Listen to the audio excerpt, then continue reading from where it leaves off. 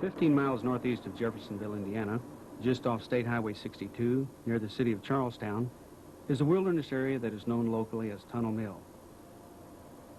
But to me and thousands of more around the world, its real name is Greens Mill, since that is what Brother Branham called this tract of hilly land here in the Ohio River Valley. He spent a great deal of time in these woods, hunting, fishing, and exploring.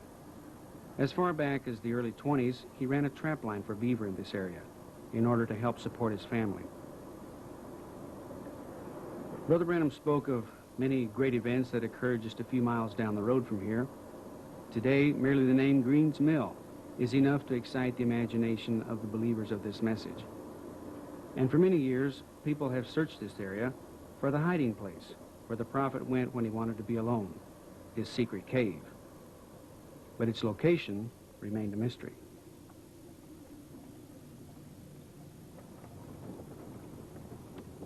My name is George Smith, and I would like to invite you to come with me today for the experience of a lifetime. We will cross the streams and follow the steep trails that have known the footsteps of the prophet. Our goal is a spot that has only recently been discovered, a small rocky niche in a limestone cliff that overlooks a deep ravine. Many features of this spot that I will show you fit the descriptions that Brother Branham related on tape regarding his special cave. We have another reason for believing that the spot we will visit today is indeed the prophet's cave. Sister Branham, the only person besides the prophet to see the cave, once described to her daughter Rebecca what she saw there. I never did ask Mother to give me directions to the cave. I really don't believe she would have had I asked her. I asked her how much she could remember about her trip there, which was back in 1941. She wasn't much of an outdoors person. As far as I know, she only went the one time. But she told me that she remembered the cave very small, dark, cold. There was a space where Dad could lie down. There was a table, and most impressive to her, there was a large pyramid-shaped rock that hung down over the table.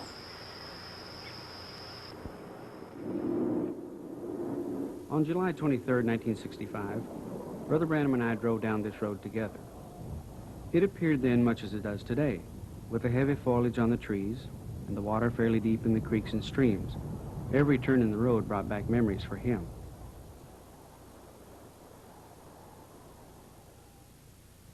The area is crisscrossed by creeks and streams with names like Ninepenny Branch and Yankee Creek, all of which empty into the main tributary called 14 Mile Creek.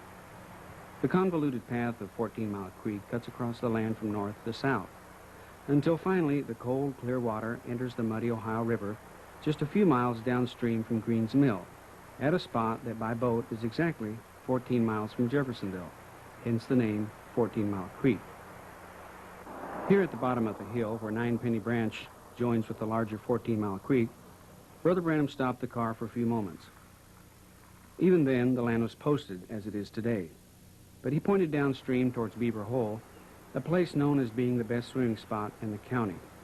He told me that as a young boy, he and his brothers would hitch a ride to Charlestown so that they could come here and play Tarzan on the rope swing and swim during the long, hot summer days.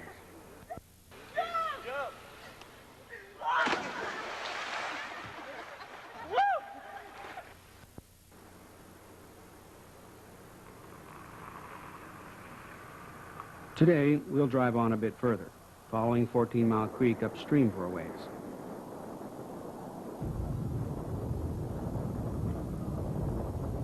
It is early morning, and a light haze still lingers in the woods. Within an hour or so, there will be quite a bit of traffic on this narrow country road, but we have found a good spot to park in a field that is not posted land. Although we are still quite a ways from the cave at this point, there is a spot just through the trees here where 14 Mile Creek is easy to cross. Just off to our right, at the far end of this field, in a tangle of vines and tall weeds, there is a rusted relic of what was once the most renowned attraction in all of southern Indiana. It is a large water wheel, and the story of how it came to be here is a remarkable one that we think is worth retelling. It answers a question many have asked, and that is, why did Brother Branham call this area Greens Mill?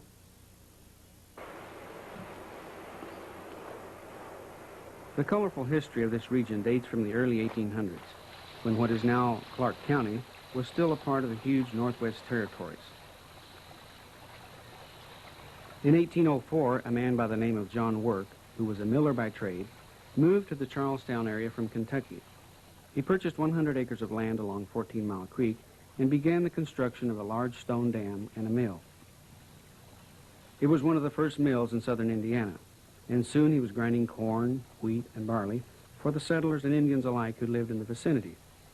Work was successful with his first mill, which was recognized as the best in the county, and Charlestown soon became the milling capital of the territory. Work was considered to be somewhat of a genius in his day, and his natural ability in the field of engineering was great. So when after 15 or so years of constant use, the old stone mill needed repairing, he decided to build a new one. It was a mill that became a monument to pioneer ingenuity. Nature provided the setting for Work's scheme. On this plat map dating from the late 1800s, we can pinpoint the location of John Work's old mill and dam.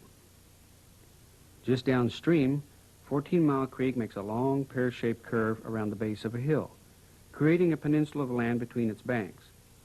The distance through the narrowest point is a little over 300 feet, 300 feet of solid rock. John Work's plan was daring. He would blast a tunnel through the mountain at its narrowest spot and divert the water to his new mill on the south side of the peninsula. The difference in the level of the creek between the two ends of the tunnel would provide a hefty 24-foot fall for water that would turn the mill wheel. It took 3 years for the tunnel to be completed. Over 650 pounds of powder was used to cut a water race 6 feet deep and 5 feet wide through the mountain, 94 feet below the summit.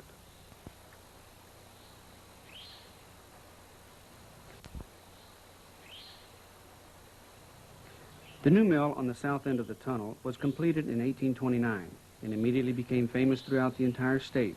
Settlers brought their grain from as far away as Indianapolis to be ground at the amazing Tunnel Mill.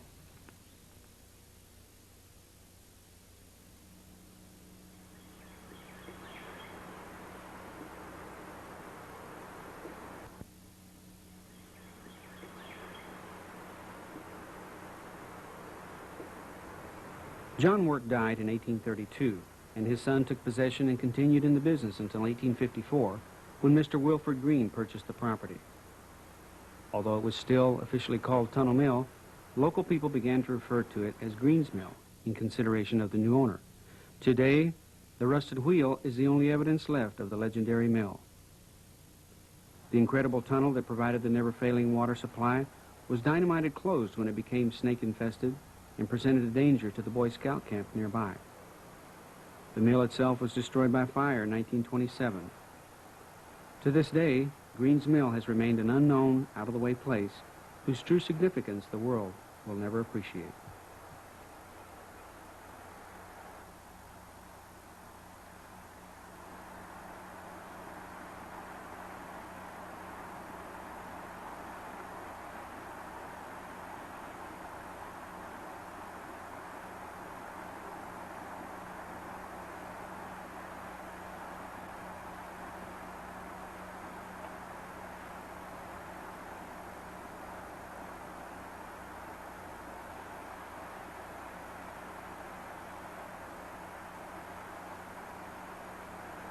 In 1987, a brother from Virginia was hiking in the woods here at Green's Mill when he felt led to veer from the trail he had been following and to take instead a more difficult route along the side of a ridge.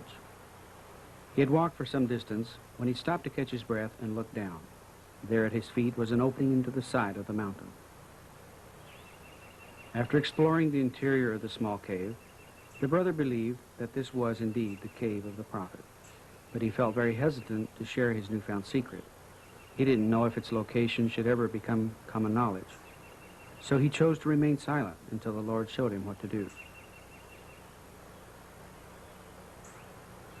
And he kept his secret for nearly 3 years, until in January of 1990, when he felt led to write to Rebecca and describe to her what he had found.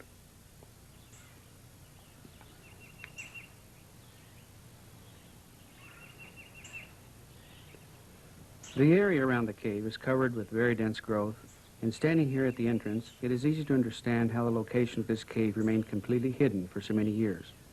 Brother Branham once made the statement that he often would pull a large bush into the opening behind him, totally obscuring the entrance from even the closest scrutiny.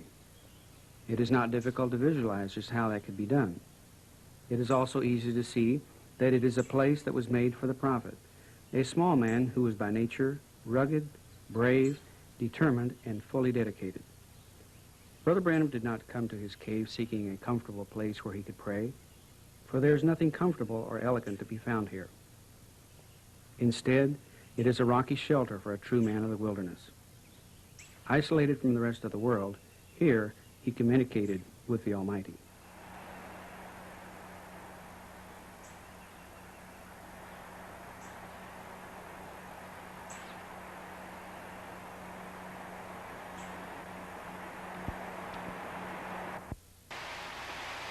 Okay, I'm right inside the cave here, about 2 feet.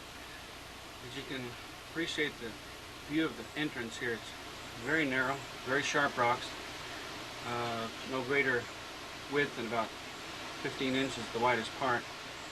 And the ground slopes off very quickly after entering.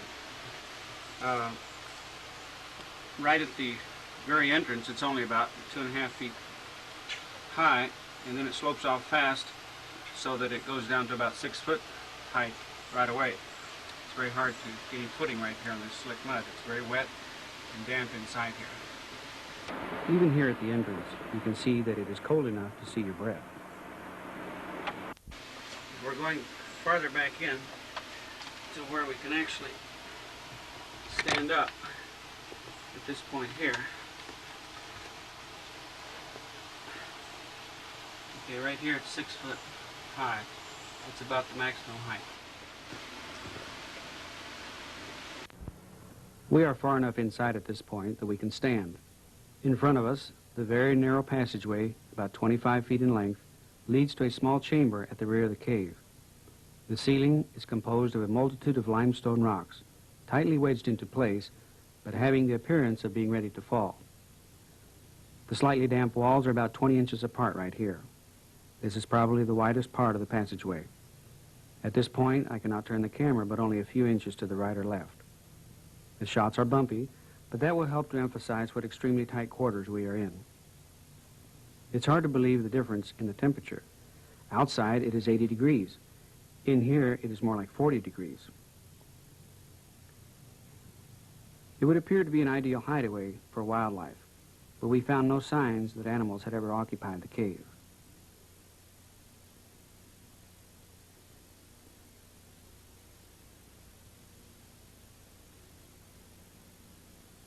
The only items found in the cave were on the shelf here to the left, a 1964 penny and traces of candle wax.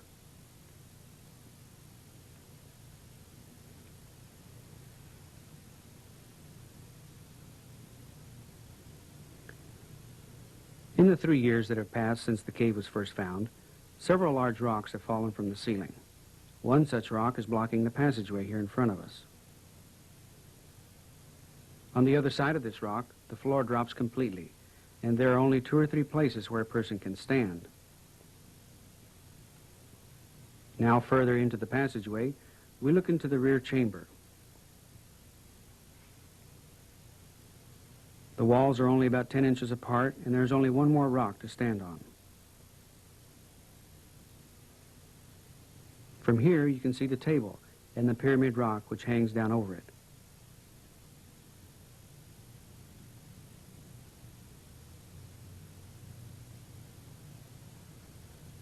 And now I will try to reach the camera into the chamber for a better view.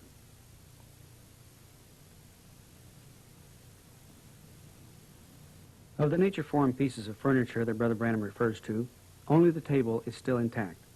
It is formed from a massive slab of limestone, and its corners are perfectly square.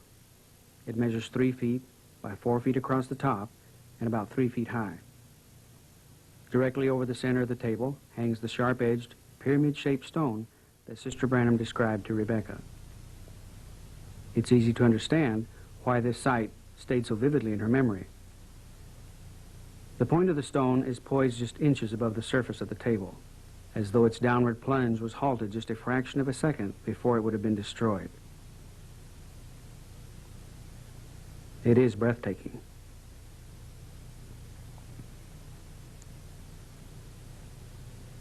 It is our belief that the cave is slowly but surely collapsing inward. As you can see here, the floor beneath the table has fallen away.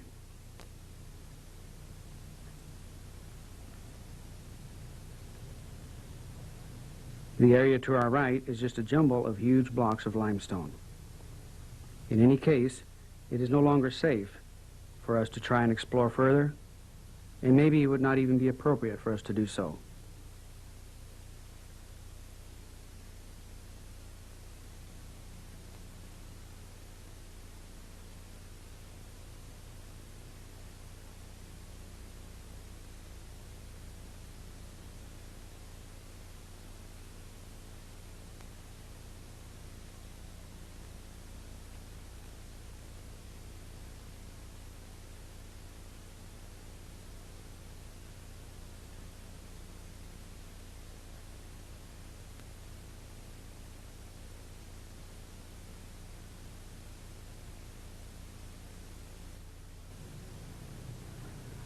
I've turned around now to face back towards the exit.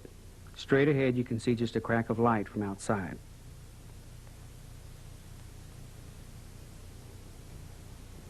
With the light on, you can see again how close the walls are and the curve the passageway makes as it angles back into the mountain, towards the table and the pyramid stone, which are now behind us. From here there's also a better view of the large rock that has fallen within the past 3 years, and which blocks our way. You can also see how the floor changes at this point, becoming a jumble of sharp stones on back to the chamber.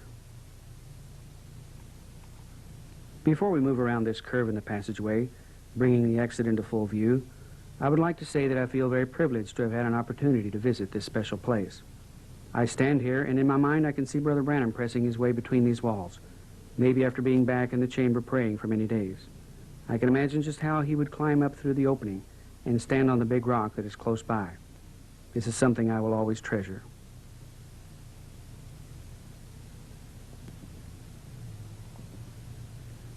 Once again, we are back at the widest part of the passageway.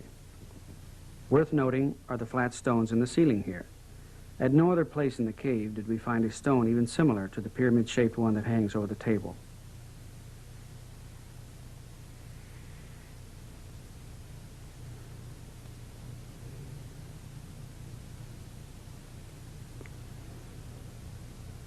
You can see how mud and leaves have washed into the entrance, and the slippery incline offers no firm footing as we try to make our way back up to the very small rocky opening.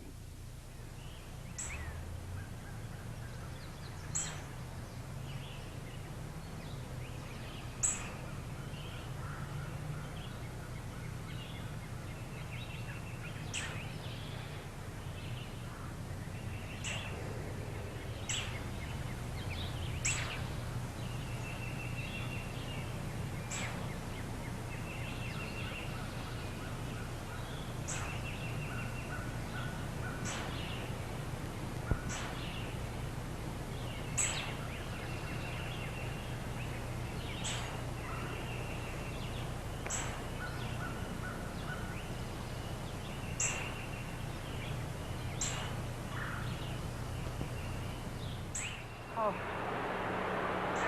my Lord. Because of the potential danger to the public that is presented by the unsafe trail and the crumbling interior of the cave, the entrance is now being covered over, and directions to its exact location will not be given. We believe that in our efforts to document the life and ministry of Brother William Branham, the Lord permitted us this glimpse of the hidden private cavern, and after prayerful consideration, we feel that the location of the cave should remain a secret. After the last video footage was taken, we carefully covered the entrance, not planning to enter it again.